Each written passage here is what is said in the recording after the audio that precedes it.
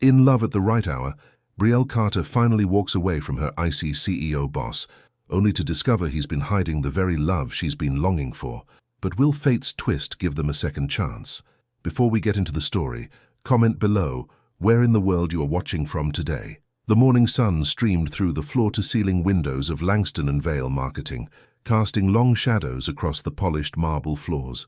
Brielle Carter sat at her desk outside the CEO's office, her fingers flying across the keyboard as she rearranged Nicholas Vale's impossible schedule for the third time that day. At 27, Brielle was the picture of elegance and efficiency.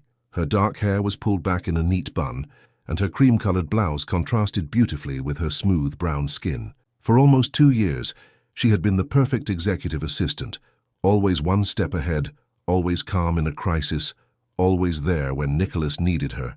And for almost 2 years, she had been silently, painfully in love with her boss.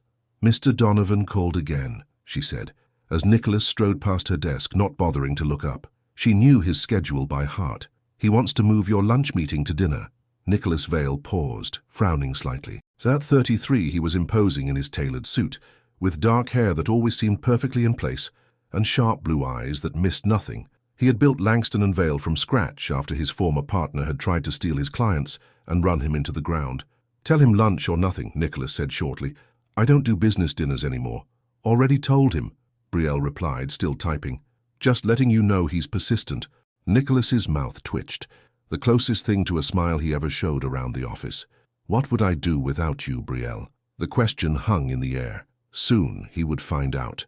Brielle had given her 2 weeks' notice 3 days ago.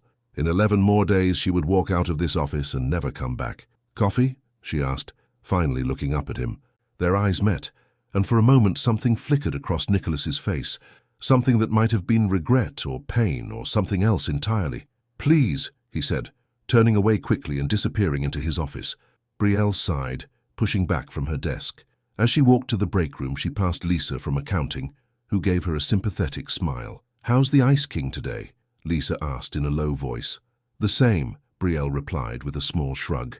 Everyone in the office called Nicholas the Ice King behind his back, cold, demanding, impossible to please. Everyone except Brielle. She had seen glimpses of the man behind the mask, moments of kindness, flashes of vulnerability, just enough to make her fall for him, despite her better judgment. "I still can't believe you're leaving," Lisa said. "No one stays with him for as long as you have. Most assistants quit after 3 months." "It's time for a change," Brielle said simply. She didn't mention the job offer from Rivera Creative, a smaller firm where she would finally have a chance to use her marketing degree instead of just managing someone else's calendar. She didn't mention the growing ache in her chest every time Nicholas thanked her without really seeing her, and she certainly didn't mention the night she had spent working late, stealing glances at him across the office, wishing he would look at her as something more than just his reliable assistant. Back at her desk, Brielle prepared Nicholas's coffee exactly the way he liked it, black with just a hint of cinnamon. It was one of the many small details she had learned about him over the years. The way he always loosened his tie after a difficult meeting, how he rubbed the back of his neck when he was stressed, the way his voice softened when he spoke about his younger sister Emma, the only family he had left. She knocked lightly on his door before entering. Nicholas was standing by the window, staring out at the Manhattan skyline. "Your coffee," she said, placing it on his desk. "Thank you." He didn't turn around. "The Anderson presentation is tomorrow. Are we ready?" "Yes. I've emailed you the final slides, and your talking points are printed and on your desk. The conference room is booked for 10 a.m., and I've arranged for breakfast to be served." Nicholas nodded, still looking out the window. "And what about the Hayes account? Did they sign the contract?" "This morning. The signed copies are in your inbox." Finally, he turned to face her. "You're very good at your job, Brielle." "I know," she said simply. For a moment, they just looked at each other. Brielle wondered if he would say something about her resignation, acknowledge that their time together was coming to an end, but he just picked up his coffee and took a sip. "That will be all for now." Brielle nodded and left his office, closing the door quietly behind her. Just another day at Langston & Vale, just another day of loving a man who barely seemed to notice she existed beyond her ability to make his life run smoothly. That evening, Brielle's father called as she was cooking dinner in her small but cozy apartment. "How's my girl?" James Carter's warm voice filled her kitchen. At 65, he had raised Brielle on his own after her mother's death, when Brielle was just 8 years old. A retired high school teacher, He had given up everything to make sure his daughter had every opportunity in life. "I'm fine, Dad," she said, stirring a pot of pasta. "Just tired." "Still working for that man who doesn't appreciate you?" Brielle smiled. Her father had never met Nicholas, but he had formed a very clear opinion of him based on the long hours Brielle worked and the way she always seemed to put Nicholas's needs before her own. 11 more days, she reminded him. "Then I start at Rivera Creative." "Good," James said firmly. "You deserve to be somewhere you can shine, baby girl, somewhere people see how special you are." After dinner, Brielle worked on her portfolio for her new job. Rivera Creative had hired her as a junior marketing strategist, a position that would finally let her use her creativity and ideas instead of just managing someone else's. It was everything she had worked for, everything she had dreamed of. So why did the thought of leaving Nicholas make her chest ache? The next morning, Brielle arrived at the office early, as usual. She was surprised to find Nicholas already there, pacing in his office with a phone pressed to his ear. "I don't care what it takes," he was saying, his voice tight with anger. "Fix it." He hung up and noticed Brielle standing in the doorway. "The Anderson presentation is a disaster. Someone sent them the wrong mock-ups." Brielle stepped into his office, already reaching for her tablet. "Let me see what happened." For the next 2 hours they worked side by side, fixing the presentation, creating new mock-ups and salvaging what they could. Brielle called in favors from the design team, while Nicholas rewrote the proposal. It was the kind of crisis that would have sent most people into a panic, but they worked together seamlessly, anticipating each other's needs without having to ask. By 9:45, just 15 minutes before the clients were due to arrive, they had a new presentation ready. "We did it," Brielle said, allowing herself a small smile of triumph. Nicholas looked at her, really looked at her for what felt like the first time in months. "Yes, we did, thank you, Brielle." There it was again, that moment of connection, that flash of something more. But before Brielle could respond, Nicholas's phone rang, and the moment was gone. The meeting went perfectly. Nicholas was brilliant as always, presenting the new campaign with confidence and charm that his employees rarely saw. The clients loved it, and by lunchtime they had signed a contract worth millions. "Celebrate with me," Nicholas said suddenly as they walked back to his office after the meeting. "Dinner tonight, to thank you for saving the day." Brielle froze. In 2 years, Nicholas had never asked her to dinner. They had worked late together countless times, ordering takeout to the office, but never a real dinner outside of work. "I can't," she said finally. "I have plans." The truth was, she didn't have plans. But the thought of sitting across from Nicholas at a restaurant, pretending this was just a business dinner, when her heart was already breaking at the thought of leaving him, it was too much.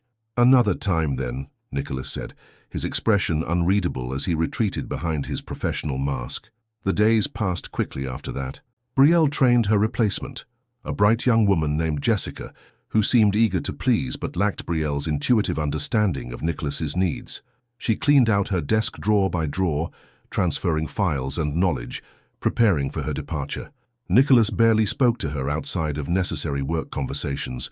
It was as if he had already started the process of forgetting her. On her second-to-last day, Brielle stayed late to finish a quarterly report that Nicholas needed for a board meeting the next morning. The office was quiet, most employees having gone home hours ago. Through the glass walls of his office, she could see Nicholas still at his desk, his jacket discarded, sleeves rolled up, tie loosened as he frowned at his computer screen. Brielle knocked softly before entering. "I've finished the report," she said, placing a folder on his desk. Nicholas looked up, and for a moment his professional facade slipped. He looked tired, not just from a long day but from something deeper. "You should go home, Brielle. It's late." "So should you," she replied. He smiled slightly. "One more thing to finish." Brielle hesitated, then asked the question that had been on her mind for days. "Are you angry with me? For leaving?" Nicholas's expression shuttered. "Of course not. Everyone moves on eventually. That's not an answer. It's the only one I have." He turned back to his computer, effectively dismissing her. Brielle swallowed the hurt and turned to leave. At the door, she paused. "I have one more file to finish tomorrow night. I'll leave it on your desk before I go." Nicholas didn't look up. "Thank you, Brielle." Outside his office, Brielle gathered her things, fighting back tears. One more day, one more night, and then she would walk away from Nicholas Vale forever. Little did she know that fate had other plans. The next day, her last day at Langston and Vale, passed in a blur of goodbyes and well-wishes from co-workers. Jessica shadowed her, asking last-minute questions and taking notes on Nicholas's preferences. Nicholas himself was out of the office all day at meetings, which was both a relief and a disappointment to Brielle. Part of her had hoped for some kind of acknowledgement, some sign that her time here had meant something to him. By 7 that evening, the office was empty. Brielle sat at her desk, looking around at the space that had been her second home for 2 years. Her desk was cleared, her personal items packed in a box beside her chair. All that remained was one final report, a market analysis that Nicholas had requested for a potential new client. She printed the report and gathered her courage to enter his office one last time. She would leave the file on his desk with a brief note wishing him well. A professional goodbye for a relationship that had never been anything more than professional, at least on his side. Brielle took a deep breath and pushed open the door to Nicholas's office, expecting darkness. Instead, she found him sitting behind his desk, a glass of whiskey in his hand, watching her with an intensity that made her heart skip a beat. "I thought you were still in meetings," she said, suddenly feeling as if she couldn't breathe. "I came back," he replied simply. He looked at the file in her hand. "Is that the market analysis?" "Yes." She stepped forward and placed it on his desk. "This is everything you asked for. And you're really leaving?" It wasn't a question. Brielle nodded. "My new job starts Monday." Nicholas stood up, moving around his desk to stand in front of her. In the dim light of his office, with the Manhattan skyline glittering behind him, he looked less like the cold, controlled CEO and more like a man on the edge of something dangerous. "You're leaving," he repeated, his voice tight with an emotion Brielle couldn't name. "I have to," she replied softly, finally finding the courage to say what she had kept hidden for so long. "I can't keep giving pieces of myself to someone who doesn't even know they're holding them." She turned to go, feeling a strange mixture of relief and sorrow at finally saying the words out loud. And then Nicholas said the one thing she never expected to hear. "Brielle, wait." She paused, her hand on the doorknob, not daring to turn around. "Please," he added, his voice breaking slightly on the word. "Don't go. Not yet." Slowly, Brielle turned to face him, and what she saw in his eyes changed everything. The silence in Nicholas's office was broken only by the distant sound of traffic 30 floors below. Brielle stood frozen, her hand still on the doorknob, as Nicholas moved toward her with an intensity she had never seen before. "I can't let you walk away," he said, his voice low and strained. "Not without telling you the truth." "What truth?" Brielle asked, her heart pounding so hard she was sure he could hear it. Nicholas ran a hand through his hair, messing up its perfect style. For the first time since she had known him, he looked uncertain, vulnerable. "I've been in love with you for over a year," he said finally, the words rushing out as if he couldn't hold them back any longer. "Every morning I wait to hear your voice. Every business trip without you feels empty. You're the only person in this entire building who makes me feel like I can breathe." Brielle stared at him, unable to process what she was hearing. For so long, she had dreamed of this moment, imagined these words, but now that they were real, she felt a surge of anger rising within her. "You waited until I was leaving to tell me this?" she asked, her voice trembling. 2 years, Nicholas. 2 years of working side by side and you never said a word." "I couldn't," he replied, taking another step toward her. "You work for me. It would be an abuse of power. And after what happened with David," he didn't need to finish. Everyone in the industry knew the story of how Nicholas's former business partner, David Langston, had betrayed him, had stolen clients, ideas, and nearly ruined Nicholas financially. It had left him with walls around his heart that no one had been able to breach, until Brielle. "That's not good enough," she said, shaking her head. "You could have said something. You could have shown me somehow." "I was afraid," Nicholas admitted, and the confession seemed to cost him. "Afraid of ruining your career. Afraid of ruining the best thing in my life. Afraid you wouldn't feel the same way." Brielle laughed without humor. "Of course I feel the same way. Why do you think I'm leaving? I can't stay here loving you from a distance while you treat me like just another employee." Nicholas's eyes widened. "You love me?" "Yes," she said simply, "but I'm not sure it matters anymore." Before Nicholas could respond, Brielle's phone rang. She glanced down at the screen and frowned. It was her father calling, and he rarely called this late unless something was wrong. "I have to take this," she said, stepping back from Nicholas. He nodded, watching her with a mixture of hope and fear as she answered the call. "Dad, is everything okay?" James Carter's voice came through, tight with pain. I fell, baby girl.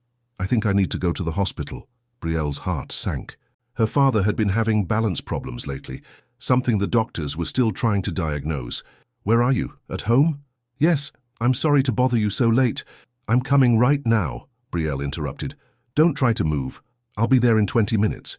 She hung up and looked at Nicholas, who was watching her with concern. My father fell. I have to go. Without hesitation, Nicholas grabbed his jacket. I'm coming with you. What? No, I can handle this. Brielle, he said firmly. Let me help you, please. There was something in his eyes, a sincerity, a need to be there for her, that made Brielle nod. Okay. The car ride to her father's apartment in Queens was mostly silent. Nicholas drove his sleek black Audi, while Brielle sat beside him, alternating between worry for her father and confusion about what had just happened between them. He's all I have, she said suddenly as they crossed the Queensboro Bridge. My mum died when I was 8. Dad gave up everything to raise me.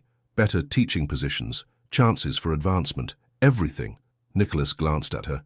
He sounds like a good man. The best, Brielle agreed. He's the one who taught me never to settle. Love doesn't hide in offices and meetings, Brielle, she quoted. It shows up, or it stays gone. Nicholas flinched slightly at her words, and Brielle immediately regretted them. This wasn't the time for accusations or hurt feelings. Her father needed her. They reached the modest apartment building where James lived, and Brielle hurried inside with Nicholas following close behind. She used her key to open her father's door and found him sitting on the living room floor, his back against the couch. Dad! She cried, rushing to his side. James Carter looked up at his daughter with an embarrassed smile. At 65, he was still handsome, with the same warm brown eyes as Brielle and a salt and pepper beard that made him look distinguished. I'm okay, baby girl. Just took a tumble. His eyes shifted to Nicholas, who stood awkwardly in the doorway. And who's this? Nicholas Vale, Nicholas said, stepping forward and extending his hand. I work with Brielle. James's eyebrows rose as he shook Nicholas's hand. So you're the boss who's been working my daughter to the bone for 2 years. Dad? Brielle warned, checking him for injuries. Where does it hurt? Hip and wrist, James admitted. Nothing broken, I don't think, but I couldn't get up on my own. Nicholas crouched down beside them. Sir, we should get you to a hospital to be sure. May I help you up? James studied Nicholas for a moment, then nodded. Together, Nicholas and Brielle helped him to his feet. James winced in pain but remained standing. I'll get the car, Nicholas said, heading for the door. Be right back. When he was gone, James looked at his daughter with raised eyebrows. So that's him? The man you've been in love with all this time? Brielle sighed. Yes. And he just happened to be with you at 9 o'clock on a Friday night? It's complicated, Dad. James patted her hand. It always is, baby girl. It always is. The trip to the emergency room was thankfully brief. X-rays confirmed that nothing was broken. James had a sprained wrist and some bruising on his hip, but would recover fully with rest.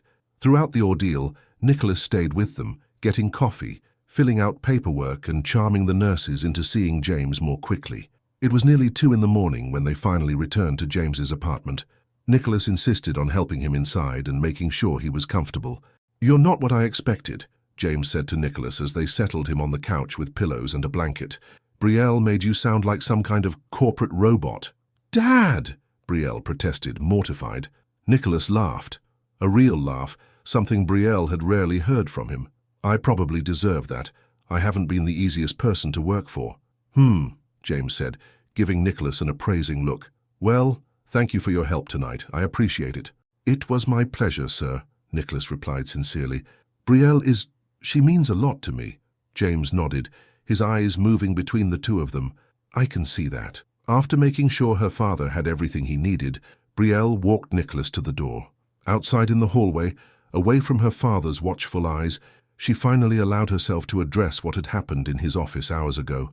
Thank you for tonight, she said softly. You didn't have to do any of this. Yes, I did, Nicholas replied. Brielle, about what I said earlier. She held up a hand to stop him. It's late, and we're both exhausted. Whatever this is between us, it's not something we can figure out at 2 in the morning after an emergency room visit. Nicholas nodded reluctantly. You're right, but we do need to talk. Yes, she agreed. We do. But right now, I need to take care of my dad. Of course. He hesitated, then asked, Are you still starting your new job on Monday?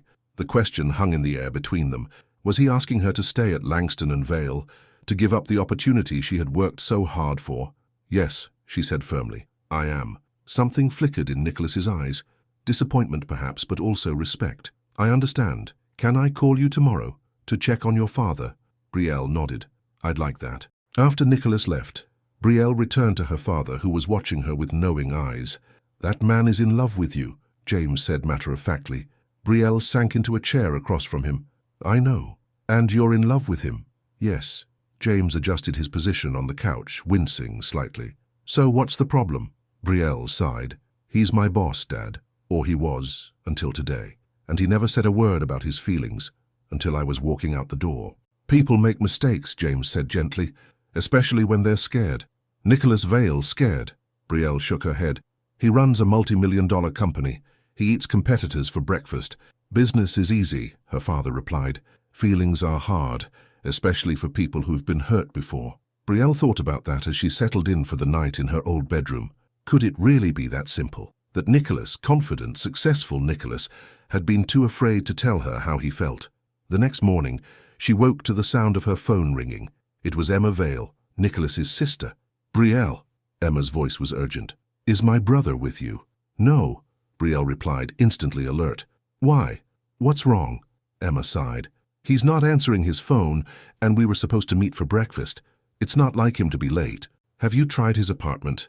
Yes, he's not there either. I'm worried. He seemed off when we spoke yesterday. Brielle frowned. Off how? Distracted, emotional, very un-Nicholas-like. He mentioned you were leaving the company. I'll try calling him, Brielle promised, and I'll let you know if I hear anything. After hanging up, Brielle checked on her father, who was still sleeping peacefully, then tried Nicholas's cell phone. It went straight to voicemail. A sense of unease crept over her. Nicholas was never out of touch. His phone was practically an extension of his hand. Just as she was about to call Emma back, there was a knock at the apartment door. Brielle opened it to find Nicholas standing there, looking tired but determined. He was dressed casually in jeans and a sweater, something she had never seen before, and he was holding a bag from a local bakery. Hi, he said simply. I brought breakfast. Brielle stared at him in surprise. Your sister is looking for you. Your phone is off. Nicholas grimaced. I know, I'll call her in a minute. But first I need to talk to you. Can I come in? Brielle stepped aside to let him enter. James was still asleep in his bedroom, having moved from the couch earlier that morning. How is your father? Nicholas asked, setting the bag on the kitchen counter. Better. Sore, but better. Brielle crossed her arms. Nicholas, what are you doing here? He took a deep breath. I couldn't sleep last night. All I could think about was what your father said, about love showing up. Brielle's heart skipped a beat, but she kept her expression neutral. And I realized he's right. I've been hiding my feelings for you behind excuses, professional boundaries, power dynamics, my past with David. But the truth is, I was just scared. Nicholas moved closer to her. I'm not scared anymore, Brielle. I love you, and I want to show up for you. Not just when it's convenient or safe, but all the time in daylight in front of everyone. Brielle felt tears prick her eyes. It's not that simple. I have a new job, a chance to finally use my degree, to be more than just someone's assistant. I know, Nicholas said, surprising her, and I would never ask you to give that up. That's not what this is about. Then what is it about? Nicholas took her hands in his. It's about us finding a way to be together that doesn't require either of us to sacrifice what we've worked for. You take the job at Rivera Creative. You shine there, like I know you will, and I'll be here, supporting you, loving you. Brielle looked at him skeptically. Just like that? The great Nicholas Vale is suddenly okay with not getting his way? I'm learning, he admitted with a small smile. It's a work in progress. Before Brielle could respond, there was a noise from the bedroom and James appeared in the doorway leaning on a cane. I thought I heard voices, he said, eyeing Nicholas with interest. Back so soon, Mr. Vale? Nicholas straightened. Yes, sir. I brought breakfast, and I came to tell your daughter that I'm in love with her. James's eyebrows shot up, but he looked pleased. Did you now? And what did she say? She hasn't said anything yet, Nicholas replied, his eyes never leaving Brielle's face. I'm hoping she'll give me a chance to prove that I can be the man she deserves. James chuckled. Well, this is getting interesting. He hobbled to the kitchen table and sat down. I think I'll have some of that breakfast while you two figure things out. As her father busied himself with the bakery bag, Brielle pulled Nicholas into the small living room for privacy. You can't just show up here and declare your love and expect everything to be okay, she said, keeping her voice low. That's not how this works. I know, Nicholas said. I don't expect you to fall into my arms and forget the last 2 years. I just want a chance, Brielle. A chance to show you who I really am outside of the office." Brielle studied his face. The Nicholas Vale standing before her was different from the man she had worked for. There was an openness to him, a vulnerability that she had only glimpsed in rare moments before. "One chance," she said finally, "but I'm still taking the job at Rivera, and I'm not making any promises." The smile that spread across Nicholas's face was like sunrise breaking through clouds. "That's all I'm asking for."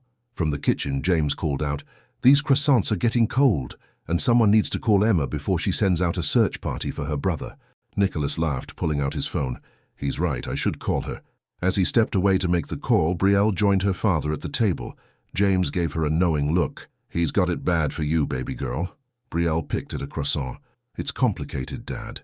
"Only if you make it that way," James replied, reaching over to pat her hand. "Sometimes love is simpler than we think. It just takes courage to accept it." Nicholas returned a few minutes later, slipping his phone back into his pocket. "Emma's relieved I'm alive, though she's threatening to kill me herself for making her worry." James laughed. "Sisters are like that. Sit, eat. You look like you haven't slept." Nicholas sat down beside Brielle. "I haven't really." As they ate breakfast together, Brielle watched Nicholas interact with her father. He was respectful, attentive, and surprisingly funny. This was a side of him she had rarely seen at the office. The real Nicholas, not the cold, controlled CEO the world knew. After breakfast, Nicholas insisted on helping clean up, despite James's protests. "I'm not an invalid," James grumbled, as Nicholas washed the dishes. "A little fall isn't going to stop me." "Humor me, sir," Nicholas replied with a smile. "It makes me feel useful." James looked at his daughter with raised eyebrows as if to say, "I like this one." Later, as Nicholas prepared to leave, he asked Brielle if she would have dinner with him that night. "A real date," he clarified. "Not a business dinner, not a late night at the office. Just you and me, getting to know each other outside of work." Brielle hesitated. Part of her wanted to make him wait, to show him that she couldn't be won over so easily. But another part, the part that had loved him silently for so long, couldn't bear to waste any more time. "Okay," she said finally. "Dinner." Nicholas's face lit up with a smile that made her heart skip. "I'll pick you up at 7. After he left, James turned to his daughter with a knowing look. "Love doesn't stay hidden forever, baby girl.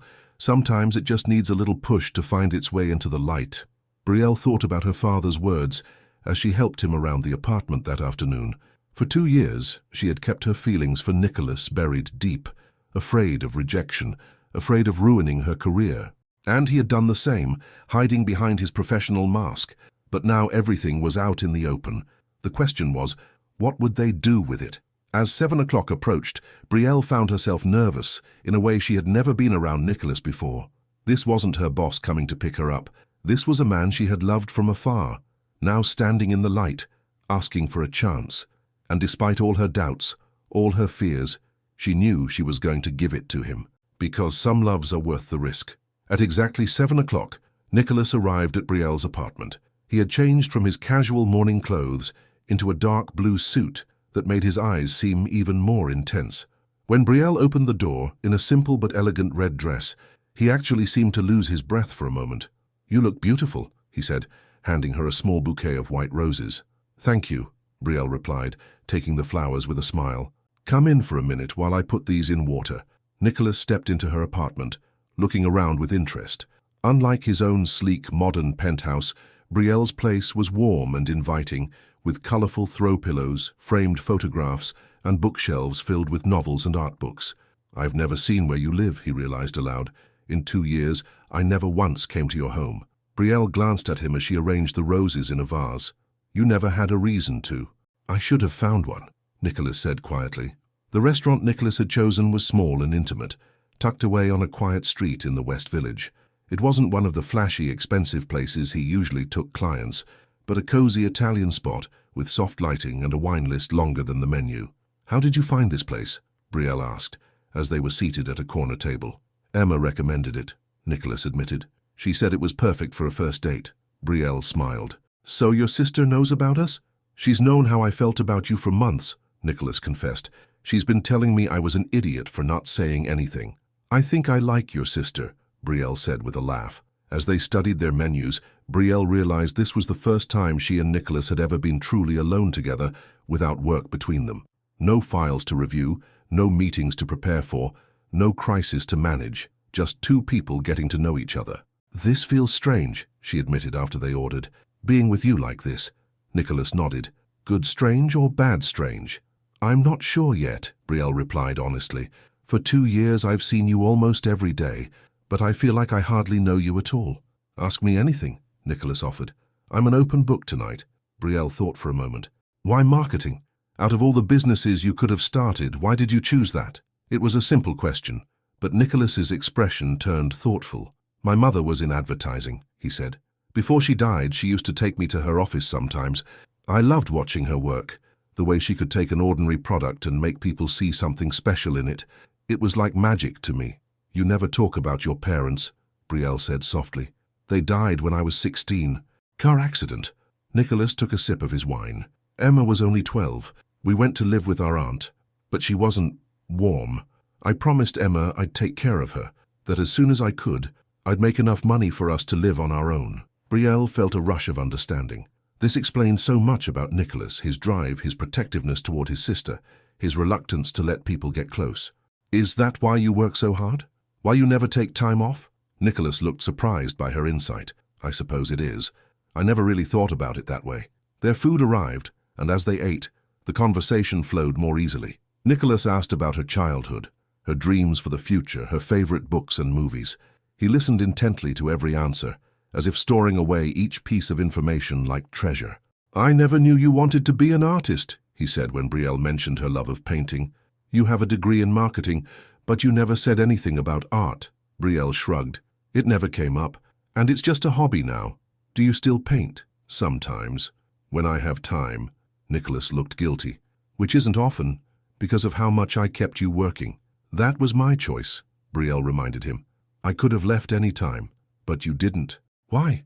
The question hung between them, and Brielle knew he was asking about more than just her job. "You know why," she said softly. Nicholas reached across the table and took her hand. "I want to hear you say it." Brielle took a deep breath. "Because I fell in love with you, even though I knew it was a bad idea, even though you never showed any sign that you felt the same way." "I did, though," Nicholas said, his thumb gently stroking the back of her hand. "Every time you stayed late to help me finish a proposal, every time you remembered how I like my coffee, every time you stood up to me when I was being unreasonable, which was often." He smiled ruefully. "I was falling for you, and I was terrified." "The great Nicholas Vale, terrified," Brielle teased, echoing her words from earlier. "Completely," he admitted. "You were the one person I couldn't bear to lose, so I convinced myself it was better to keep you at a distance than to risk everything." After dinner, they walked hand in hand through the quiet streets of the village.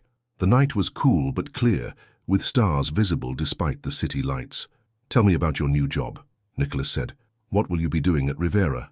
Brielle looked at him, surprised by his interest. "You really want to know?" "Of course. I'll be a junior marketing strategist. I'll be helping develop campaigns for their clients, mostly small businesses and startups. It's a chance to be creative, to use all the things I learned in college but never got to apply." Nicholas nodded. "You'll be amazing at it. You have great instincts." "How would you know?" Brielle asked, genuinely curious. "You never saw my work." "That's not true," Nicholas replied. "Remember the Davis account last year, when I was stuck on the approach?" Brielle remembered. Nicholas had been frustrated, unable to find the right angle for a campaign for a children's educational app. She had left some notes on his desk, just a few ideas she'd jotted down after overhearing his concerns. "You used my ideas," she realized. "I thought they just coincidentally matched what you came up with." "They didn't match. They were better," Nicholas admitted. "I've seen your talent, Brielle. I just never acknowledged it properly." They stopped walking and Nicholas turned to face her, taking both her hands in his. "I'm sorry for that. For all the times I took you for granted. For all the times I should have seen you, but didn't." In the soft glow of a nearby streetlight, Brielle could see the sincerity in his eyes. This wasn't the controlled, distant man she had worked for. This was someone new, or perhaps someone who had been there all along, hidden behind walls she hadn't been able to see past. "I forgive you," she said softly. Nicholas leaned down slowly, giving her time to pull away if she wanted to. But Brielle didn't want to. She had imagined this moment too many times to back away now. When his lips met hers, it felt like coming home and starting an adventure all at once. The kiss was gentle at first, then deeper, filled with all the words they hadn't said for 2 years. When they finally broke apart, Nicholas rested his forehead against hers. "I've wanted to do that for so long," he whispered. "Me too," Brielle admitted. Later, as Nicholas walked her to her door, Brielle felt a mix of joy and uncertainty. This night had been perfect, almost too perfect. Monday morning, she would start her new job, and everything would change again. Would what they had found tonight survive in the light of day? "I had a wonderful time," she said as they reached her apartment. "So did I." Nicholas brushed a strand of hair from her face. "Can I see you tomorrow? I want to take you somewhere special." "I should check on my dad first, but yes," Brielle said, unable to resist the hope in his eyes. Nicholas smiled. "I'll call you in the morning." He kissed her once more, then reluctantly left. Brielle watched him go, her heart full but cautious. She had loved Nicholas for so long from a distance. Loving him up close was both thrilling and terrifying. The next morning, Brielle visited her father, who was moving better but still sore from his fall. "So," James said with a knowing smile as they shared breakfast, "how was your date with the boss man?" Brielle couldn't help but smile. "It was nice, Dad.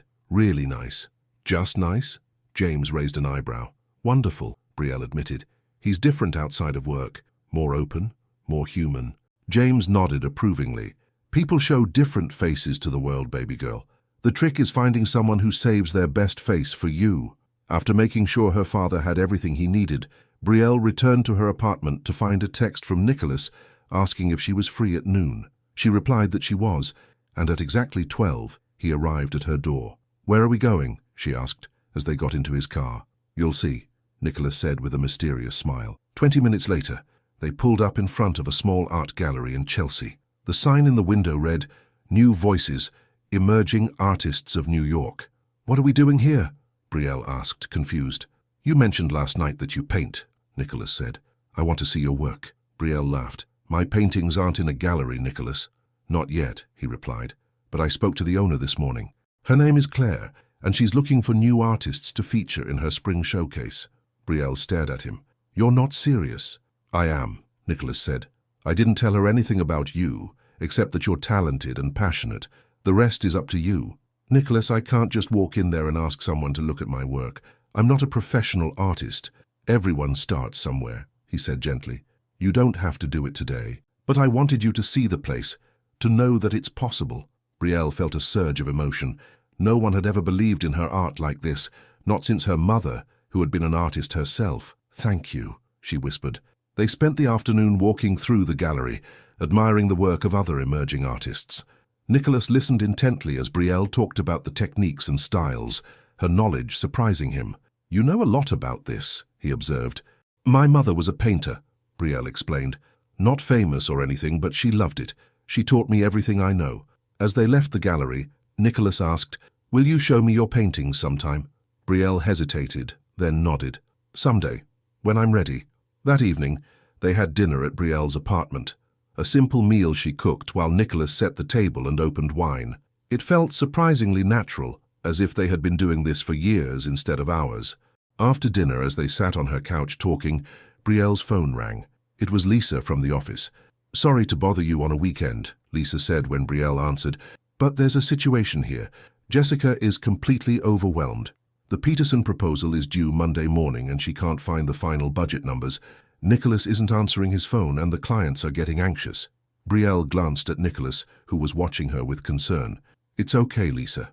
I know where those numbers are. I'll walk Jessica through it." She spent the next 20 minutes on the phone with her replacement, explaining where to find the information and how to format it for the proposal. Nicholas listened quietly, a thoughtful expression on his face. When she finally hung up, he said, "I'm sorry about that."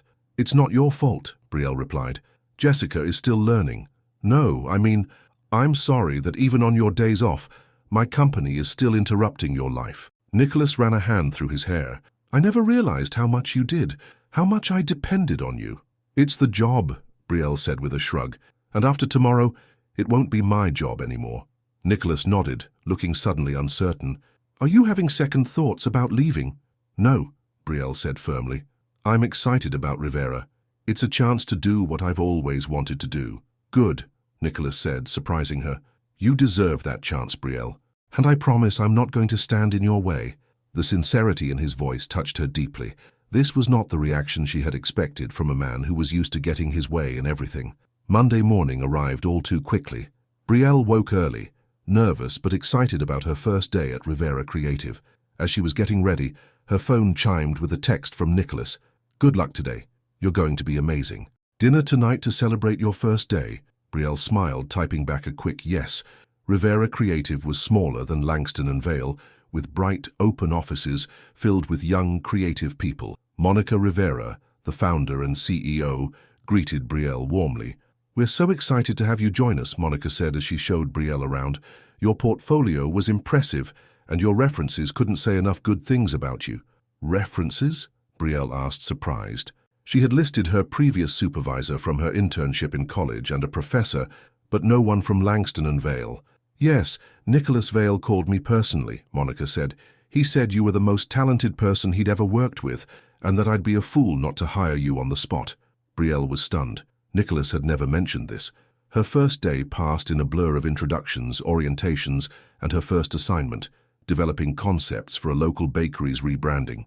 It was challenging, creative work, exactly what she had dreamed of doing. By the end of the day, Brielle was tired but exhilarated. She had just packed up her things when her phone rang. It was Emma Vale. "Brielle, it's Emma. I'm sorry to bother you, but have you heard from Nicholas today?" "This morning," Brielle replied, immediately concerned. "Why? What's wrong?" Emma sighed. "He missed an important board meeting this afternoon. No one can reach him, and it's not like him at all. Have you checked his apartment?" "Yes, and the office.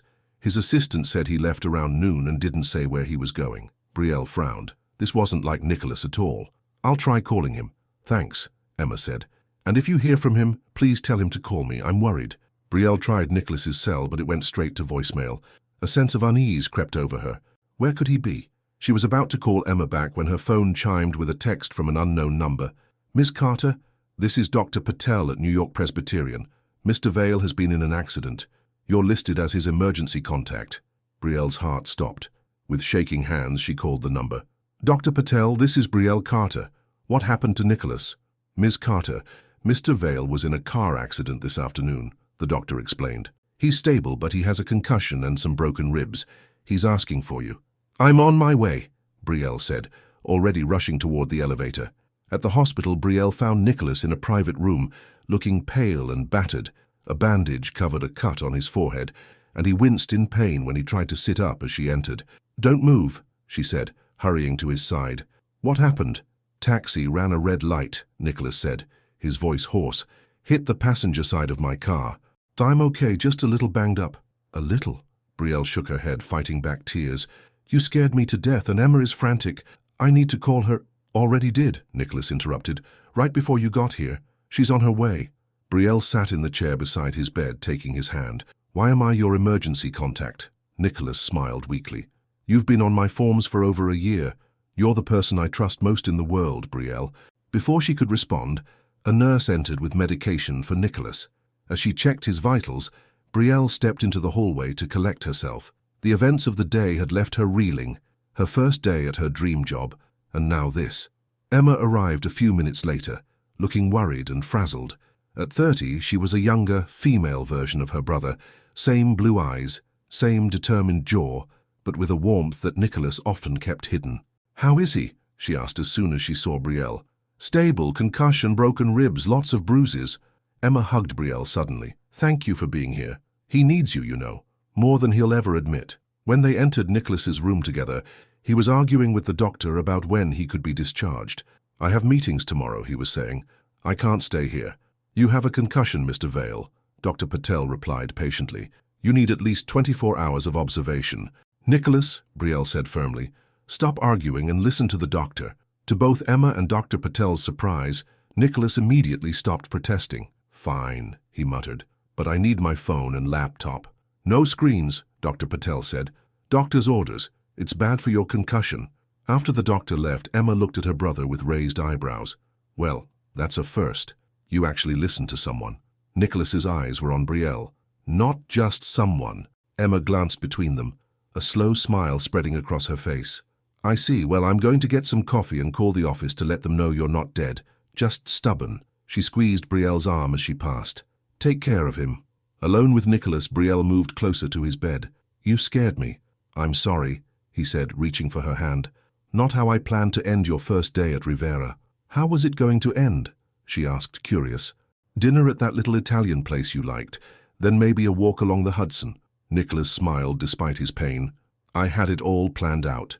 Brielle felt a rush of affection for this man who had gone from her impossibly demanding boss to someone who planned romantic evenings for her in the span of a weekend. How was your first day? He asked. Good, she said. Busy. Interesting. She paused. Monica told me, you called her, that you recommended me. Nicholas looked slightly embarrassed. I may have mentioned that you were talented. Why didn't you tell me? Because I wanted you to believe you got the job on your own merits, he explained. Which you did. I just confirmed what they already knew. Brielle studied his face, realizing again how little she had really known this man, despite working so closely with him for 2 years. You should go home, Nicholas said suddenly. It's late, and you have work tomorrow. I'm not leaving you, Brielle replied firmly. Brielle, Nicholas, she interrupted. For 2 years I watched you push everyone away. Don't start with me now. He looked at her for a long moment, then nodded. Okay. Stay. Emma returned with coffee and a bag of clothes for Nicholas. The nurse said you can change into these instead of that awful hospital gown. As Nicholas slowly, painfully tried to sit up, both women moved to help him. I've got it, Brielle said gently to Emma. Why don't you let the board know he's okay? Emma nodded, giving them privacy. As Brielle helped Nicholas change into a t-shirt, careful of his bandaged ribs, she saw the vulnerability in his eyes, the fear he would never admit to anyone else. You're going to be fine, she assured him. A few days of rest and you'll be back to terrorizing the office in no time. Nicholas managed a small smile. Will you still be here when I'm better? The question held more than just its surface meaning, and Brielle knew it. He wasn't asking if she would stay at the hospital. He was asking if she would stay in his life, even though she no longer worked for him, even though everything had changed so quickly between them. Yes, she said softly. I'll be here. Later that night, after Emma had gone and Nicholas had finally fallen asleep, Brielle sat in the chair beside his bed, watching the rise and fall of his chest. The beeping of the monitors was oddly comforting in the quiet room. Her phone buzzed with a text from her father. Everything okay? You never called after your first day. Brielle typed back. Nicholas was in a car accident. I'm at the hospital with him. He'll be okay. James replied almost immediately. That's where love belongs, baby girl. Right beside the people who need it most. Brielle looked at Nicholas's sleeping face, peaceful despite the cuts and bruises. Her father was right. This was where she belonged. Not because Nicholas needed her, but because they needed each other. As she settled in for the night, prepared to stay by his side until morning, Brielle realized that somewhere along the way, between the late nights at the office and the coffee, with just a hint of cinnamon, she had found not just love, but home. The morning sunlight filtered through the hospital room blinds as Brielle awoke, stiff from sleeping in the uncomfortable chair. Nicholas was already awake, watching her with a soft expression she had rarely seen before his accident. You stayed all night, he said quietly. Brielle stretched, wincing at the crick in her neck. Of course I did. You have work today, Nicholas pointed out. Your second day at Rivera.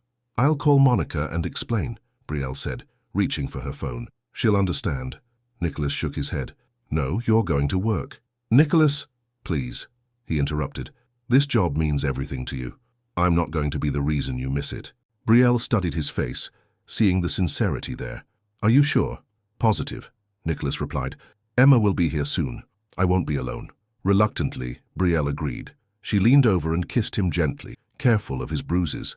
I'll come back after work. As she gathered her things, Nicholas said, Brielle, thank you for staying, for caring. The simple words touched her deeply. 2 weeks ago, she would never have imagined Nicholas Vale expressing gratitude like this.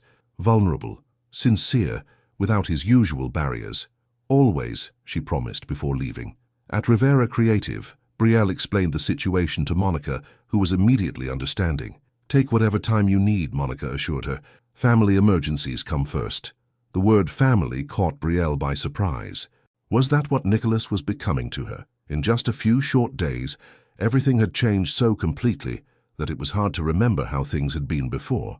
Despite her concern for Nicholas, Brielle threw herself into her work that day. The bakery rebranding project was challenging in the best way, allowing her to flex creative muscles she hadn't used in years.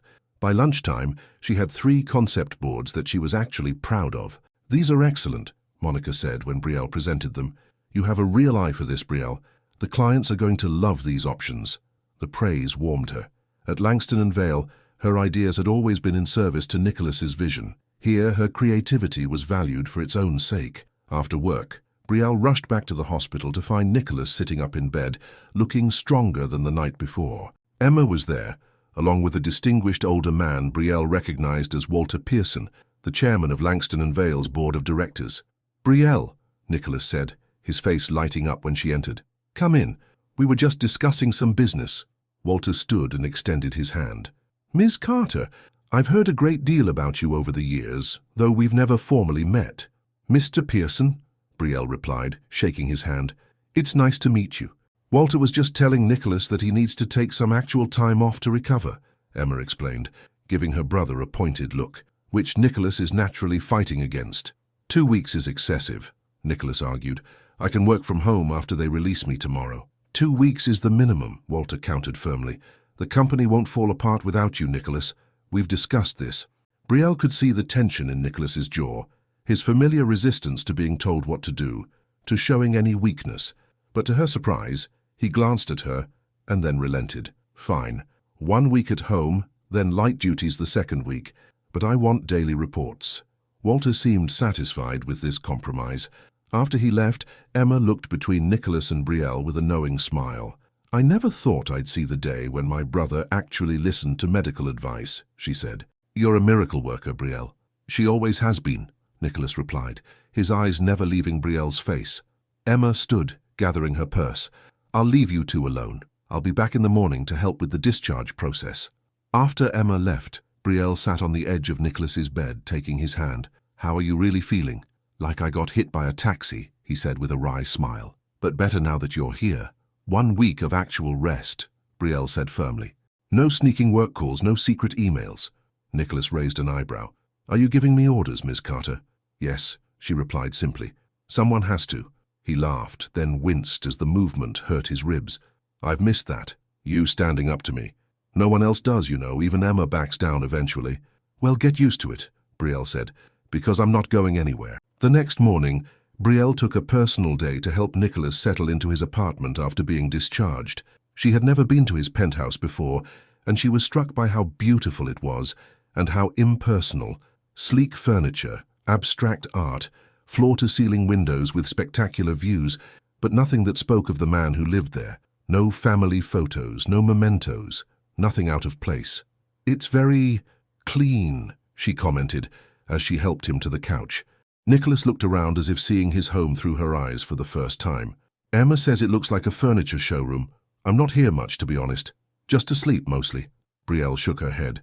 "That's going to change.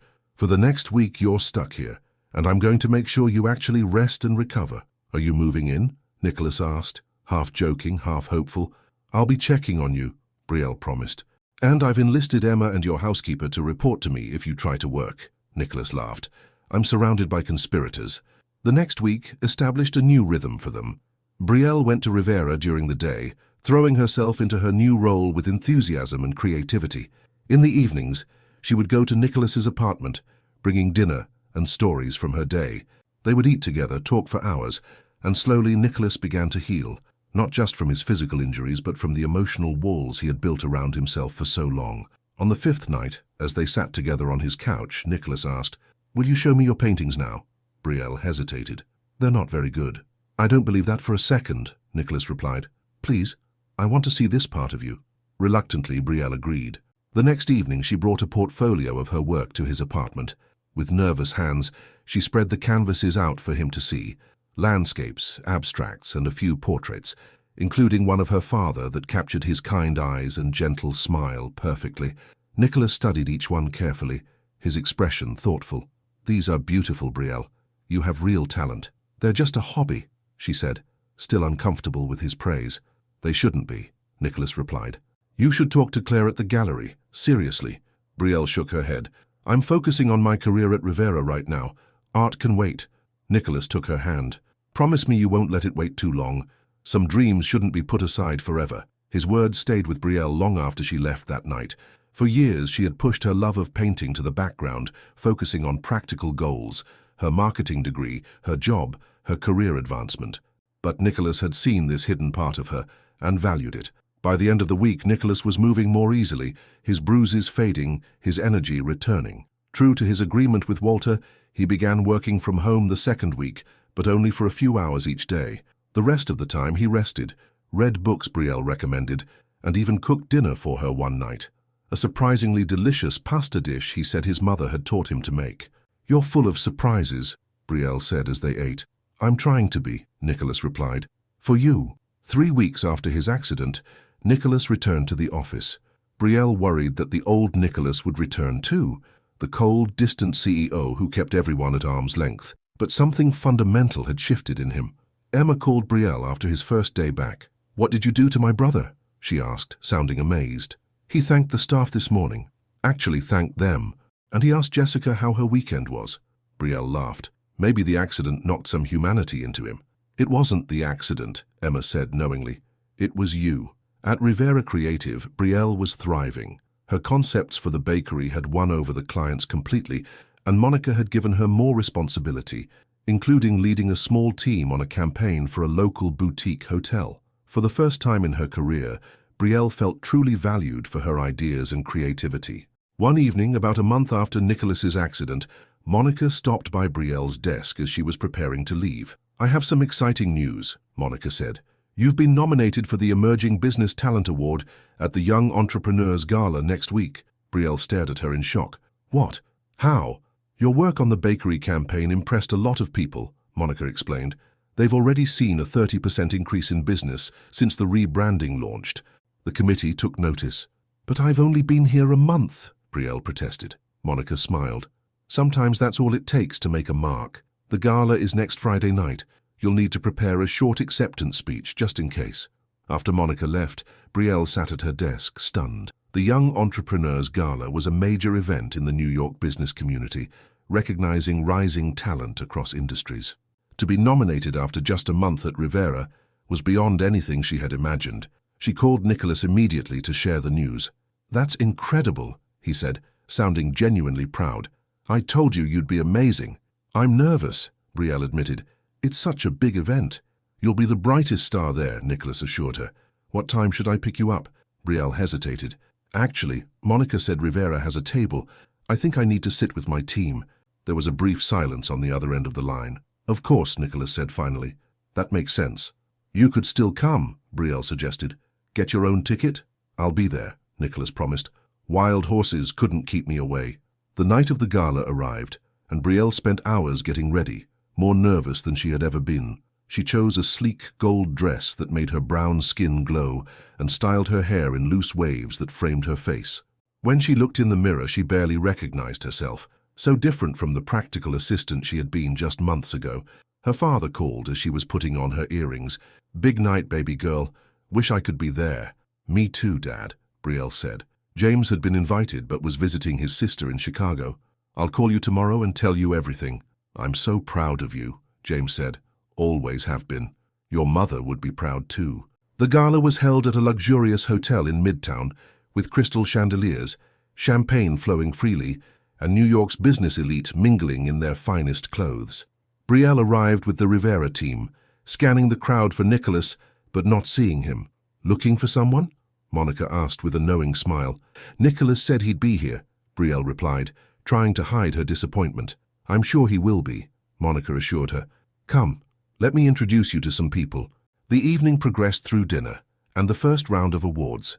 Brielle's category, Emerging Business Talent, was scheduled near the end of the program. As the time approached, her nervousness increased. She had prepared a short speech, just in case, but kept telling herself she wouldn't win. There were 4 other nominees, all with more experience than her. Finally, the presenter took the stage to announce her category. These individuals represent the future of business in New York. Fresh perspectives, innovative approaches, and the courage to make bold choices. Brielle barely heard the introductions of each nominee, her heart pounding too loudly in her ears. And then she heard her name, followed by applause. And the award for Emerging Business Talent goes to Brielle Carter of Rivera Creative. The table erupted in cheers. Monica hugged her, and then Brielle was walking to the stage in a daze, accepting the Crystal Award with shaking hands. At the podium, she looked out at the sea of faces, still not seeing Nicholas. Swallowing her disappointment, she began her speech. "Thank you for this incredible honor. 1 month ago, I took a leap of faith, leaving a secure position to pursue my dream of creating meaningful work that makes a difference. I want to thank Monica Rivera for believing in me, my father for teaching me to never settle for less than I deserve, and—" She paused as movement at the back of the ballroom caught her eye. Nicholas was there, making his way toward the stage. He looked handsome in his tuxedo, but also determined, almost urgent. Brielle tried to continue. "And I want to thank everyone who has supported me on this journey."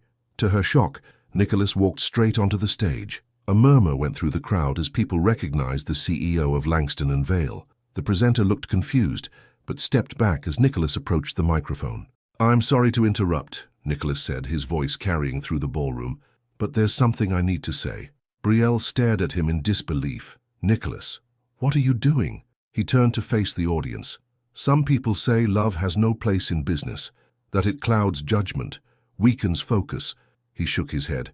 "I disagree, because the moment I let her walk out of my office, I stopped building anything worth keeping." The ballroom was completely silent now, hundreds of people watching this unexpected scene unfold. Nicholas turned to Brielle, his eyes full of emotion. "Brielle Carter, I fell in love with you the day you rewrote my entire week in one afternoon and fixed me without ever trying to. This time I'm not asking you to stay, I'm asking to follow you wherever you go." Brielle felt tears prick her eyes. Here was Nicholas, controlled private Nicholas, declaring his love for her in front of the entire New York business community. No hiding, no shadows, no waiting for the safety of night to speak his heart. "Nicholas," she whispered, not caring about the microphone or the audience or anything else. "What are you saying?" "I'm saying I love you," he replied simply, in daylight, in front of everyone. "I'm saying I want to build a life with you, Brielle, not as your boss, not even as the CEO of Langston & Vail." Murmurs rippled through the crowd at this. "What do you mean?" Brielle asked, confused. "I'm starting over," Nicholas explained. "A new company, new headquarters, a place where people's ideas are valued, where creativity is nurtured, not just profit margins." "You're leaving Langston & Vail." Brielle couldn't believe what she was hearing. Nicholas nodded. "The accident made me realize something. I built that company out of fear. Fear of being betrayed again, fear of losing control. But that's not how I want to live anymore. Not since I met you." The presenter gently cleared his throat, reminding them they were still at an awards ceremony. Brielle looked out at the audience, most of whom were watching with rapt attention, then back at Nicholas. "We should probably continue this conversation somewhere else," she said with a small smile. "Probably," Nicholas agreed, but he didn't move. "But first I need to know, will you give me another chance, Brielle, to be the man you deserve?" In answer, Brielle stepped forward and kissed him, right there on stage, to the sound of spontaneous applause from the audience. It wasn't how she had imagined the evening going, but somehow it was perfect. Later, after the ceremony had concluded, and they had escaped the curious stares and congratulations, Nicholas and Brielle stood on the hotel's rooftop terrace, the lights of Manhattan spread out before them like stars. "I can't believe you did that," Brielle said, still holding her award in one hand and Nicholas's hand in the other. "Neither can I," he admitted with a laugh. "I had it all planned differently. I was going to wait until after the ceremony, take you somewhere quiet. But then I saw you up there shining so brightly, and I couldn't wait another second." "Tell me about this new company," Brielle said. "Is it real, or was that just for dramatic effect?" "It's real," Nicholas replied. "I've been working on it since I came back to the office. Vail Creative, a smaller firm focused on innovative campaigns for clients who want to make a positive impact." "Vail Creative," Brielle repeated. "I like it." "I was hoping you might," Nicholas said, suddenly looking nervous, "because I'd like to hire your firm to design my new headquarters." Brielle raised an eyebrow. "My firm?" "Carter Design," Nicholas said. "Your own company, Brielle, using both your marketing expertise and your artistic talent." Brielle stared at him. "I don't have my own company." "Not yet," Nicholas agreed. "But you could. Monica thinks you're ready. We've discussed it. You and Monica have discussed me starting my own company." Brielle couldn't believe what she was hearing. Nicholas nodded. "She saw your potential immediately, said you were wasted as just a team member. When I mentioned my new venture, she suggested a partnership, your design firm working with my creative agency, separate companies but aligned visions." "Nicholas, I've only been at Rivera for a month. I can't just leave." "6 months then," Nicholas suggested. Give yourself time to learn everything you can from Monica. Build your portfolio, make connections, then launch Carter Design with the backing of both Rivera and Vale. Brielle felt overwhelmed. You've thought this all through, haven't you? I have, Nicholas admitted, but only if it's what you want, Brielle. Your dreams come first now, always. Looking into his eyes, Brielle saw the truth there. This wasn't the old Nicholas trying to control everything. This was a man who had learned to put someone else's happiness before his own. I need time to think about it, she said finally. It's a big decision. Of course, Nicholas agreed. No pressure, no rush. He pulled her close, both of them looking out at the city skyline. Whatever you decide, Brielle, I'll be here, supporting you, loving you. In daylight, she asked with a small smile. Especially in daylight, he promised. 1 month later, Nicholas's office at Langston & Vale was still spotless, but there was no assistant's desk outside anymore.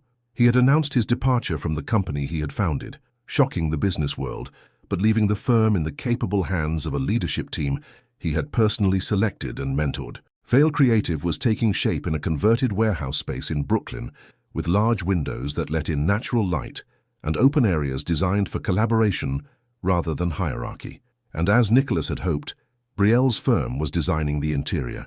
Carter Design was still just a business plan and a set of samples, but it would launch officially in 5 months after Brielle completed her time at Rivera.